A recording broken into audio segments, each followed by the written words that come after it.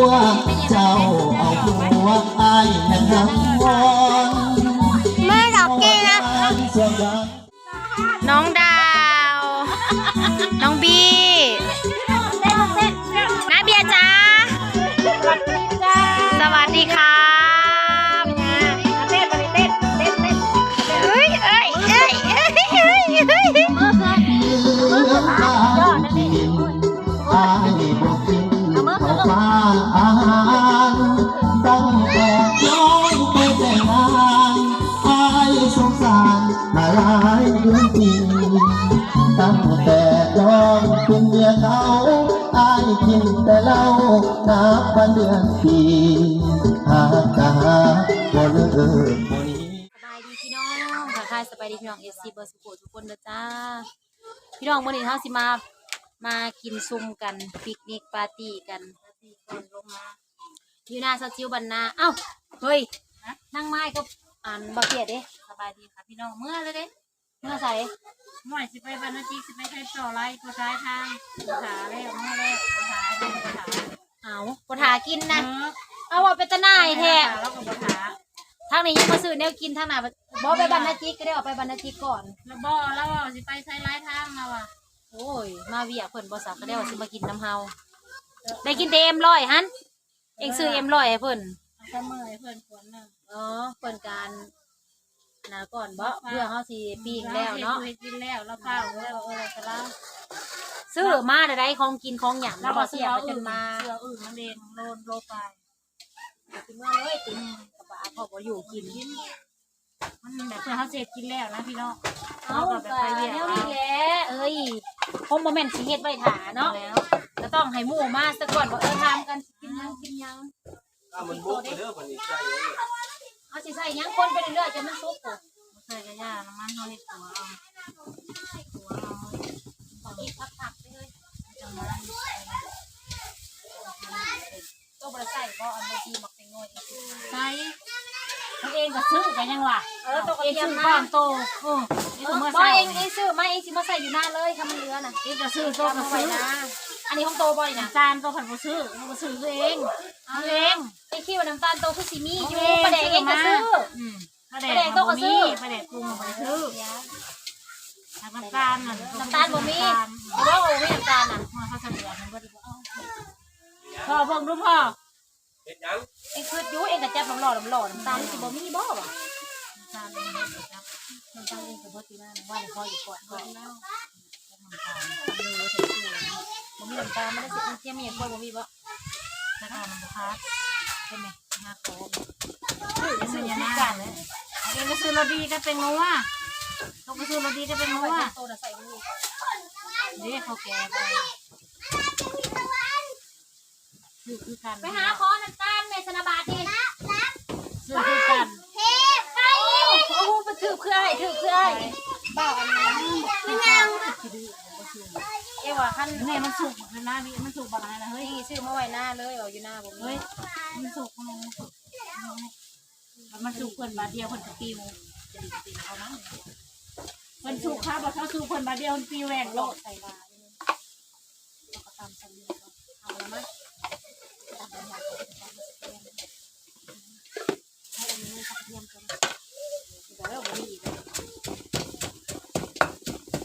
อันเราพี่ไม่ใช่น้อยเอามาให้นะได้ไหม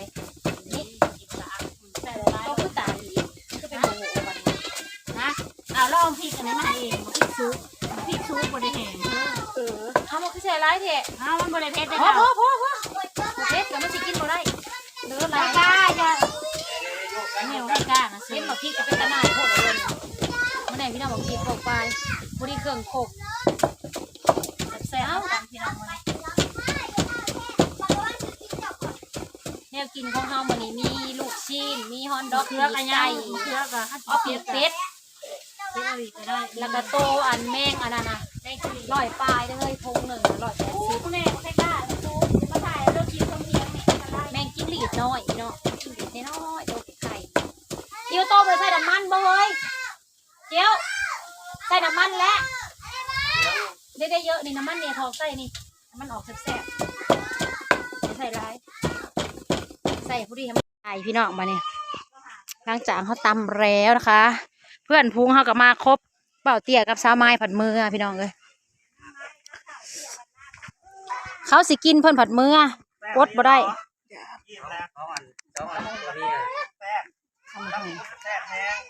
น้องฟ้าใสค่ะอยากแห้งคนเจ็บกระเพาะน้องฟ้าใสกินบ่ได้แล้ว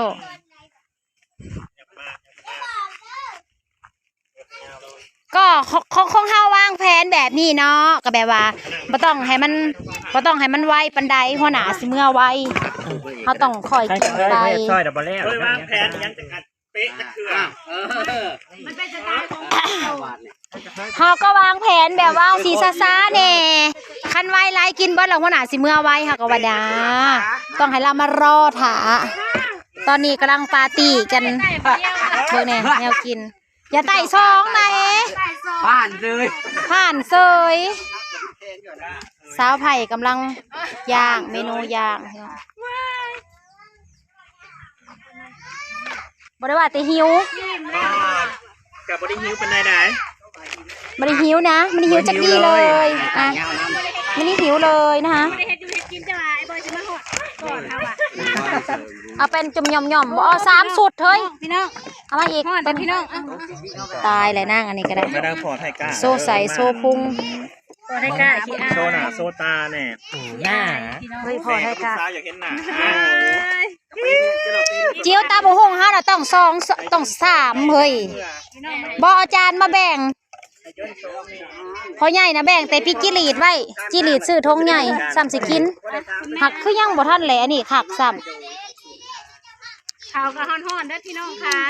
อยู่หนึ่งใหม่ บ่สิกินน่ะกินด้วยกินไปเรื่อยๆเอามาก่อนจะได้สุกหนาเปื้อ บิ๊กเด็ดนะบ่ตามมือไหนก็นั่งโทม 4หาหน่อย เอ็ดว่าจะหูหลบ ง่ายมาแนวย่างเฮาก็ดีมากินอยู่พี่ง่ายอยู่พี่ไวๆนาเบียสบายดีป้าลุงกินอย่างเดียวเด้อเจ้านี่เด้ออาเทพไทยเอ้ยมากินข้าวบ่ลูกกินข้าวบ่จะหน่อยก็เนาะแม่กินก่อนไม่ได้ไม่ป้อนเด้อ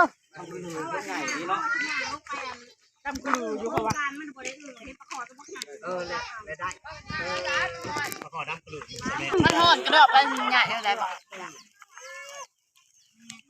มันใหม่ละบ่ซุกลูกชิ้นปลามันก็สิสมมาแหละ สมบัติแนว มันสมมันเป็นน้ำมันบ่มี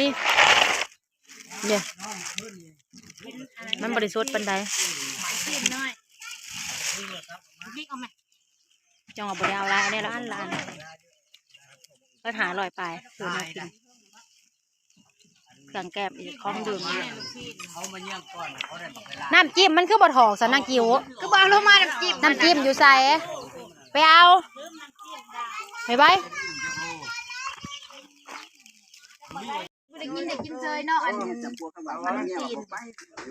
ใส่ขาวเด้อลูกเด้อใส่จะติ๊บขาวเฮานะเอามาอยู่ได้ใส่จะเฮ้ยติ๊บขาวเฮานะนางไม้เบาเตี้ยกับฝ้าวแห้งจนบ่กินน้ำหมูจักฝ้าวไปสิได้ได้ซัมเมอร์ขวด1บ่เฮ้ยตัวให้นะกับเองซื้ออันเอ็มร้อยเพิ่นขวด1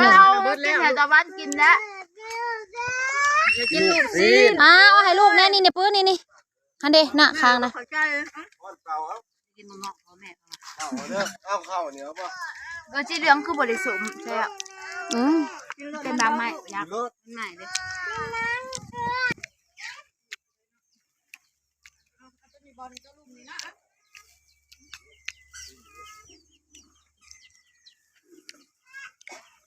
ฝนตกนัก